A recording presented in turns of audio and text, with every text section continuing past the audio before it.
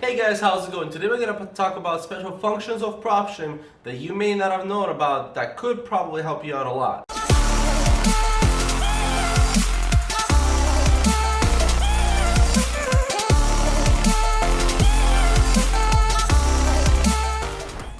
Alright, well, as you guys may know, propstream is a fantastic software. Even with the new updates that I know some people are struggling with, saying that, oh, you probably can't see the comps anymore and stuff like that.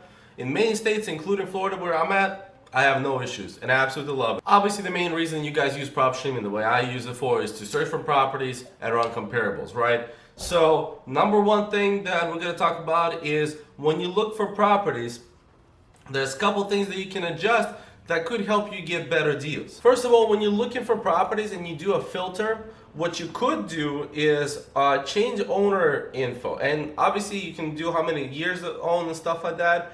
But I've seen a lot of people forgetting about this part right here. Individual, mixed, corporate, or trust. So that's the type of people that own the property. Okay, so a couple things why you should work on this.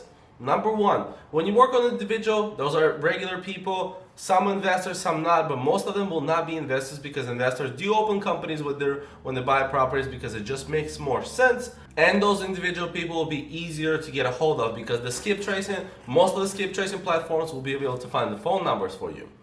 When it goes to corporate, mixed, or trust, first of all, not every skip tracing platform will be able to skip trace LLCs and corporations and stuff like that. And also, most of those are investors and they may not be interested in selling to you. They know who wholesalers are, they know what they're doing, but it doesn't mean that you can't do deals with them. Maybe you can. Sometimes this is good to actually look for corporate deals when you're looking for cash buyers. That's something I pay attention to as well. So owner type is something that I see a lot of people missing, and I do think this could be very, very useful. Now let's say you have a property you're working on, right? And now this property right here, you're kind of interested in seeing the comparables on it. And like I said, because some states are having issues, which is actually on a handful of states, you can run comparables by using active and pending listings. So now when you click on status, or when you click comparables and you go to status, you can actually choose active, contingent, or pending listings. Right now there's one more active listing in this area right now. So that just adds additional value to you. Obviously you can still use Zillow for running free comparables. That's what I do sometimes as well.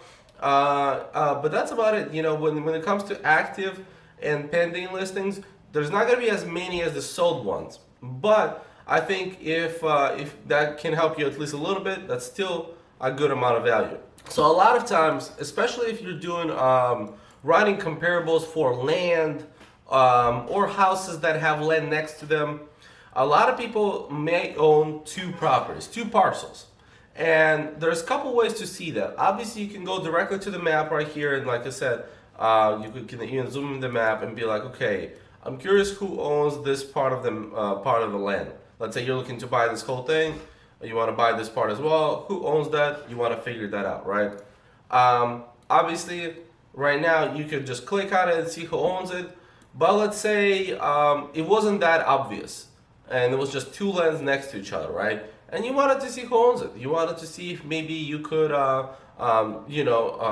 maybe the seller that sells to you, they have both couple properties that you may be interested on, because a lot of times, yes, your VAs or yourself may ask if they have any other properties they're interested on, but you may forget as well. So for that, propstream has a really good thing called linked properties.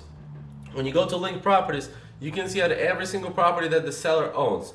Okay, I'll be honest with you, this is not 100% accurate. Sometimes it has been not as good. Sometimes it has been problematic in the way that like somebody may own the property, but it just may not show on this linked properties place. You may have to go to the property appraiser website of the county you're looking in, put in the name of the seller, and then the may come up. But most of the time, this is very correct, and this is just very convenient. You can just click link properties, don't have to go to a different website to do anything like that. So there you go, link properties, that's how you should use it. Obviously this person right here owns this house right there as well, besides that vacant lot that we're just looking at. And the last thing, it's an add-on service that you do have to pay for it extra, but I use it for a certain reason.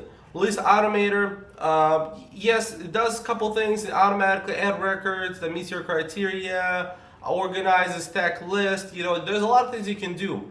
What I do like it about the most, for me at least, I can import leads to PropStream from the county. Here's why this is very, very important.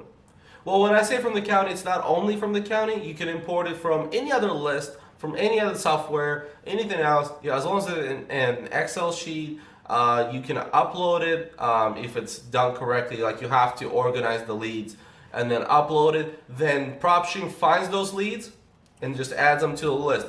And it's actually really, really good.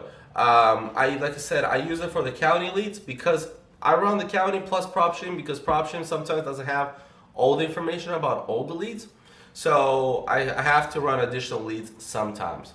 But most of the time, PropStream is more than enough. However, having List Automator does give you that little bit of freedom to add more properties outside of this database to the system. That's it, guys. There's a couple of tips for you guys for PropStream. If you want to check out PropStream, I have a link down below that you can check it out. 7-day free trial. And then if you guys enjoy, you can sign up after that. That's how I started. I did a 7-day free trial and I really enjoyed the software. And it's been year and 7-8 months that I've been doing wholesaling, and I don't regret buying it at all. I actually prepaid it for this year ahead, so definitely going to be using this year or year long. If you guys enjoyed this type of content, leave a comment down below. If you want any other review for any other platform or any suggestions, leave a like, please. If you did enjoy, subscribe to the channel. It's free and it really supports the channel. I really appreciate all you guys. And as always,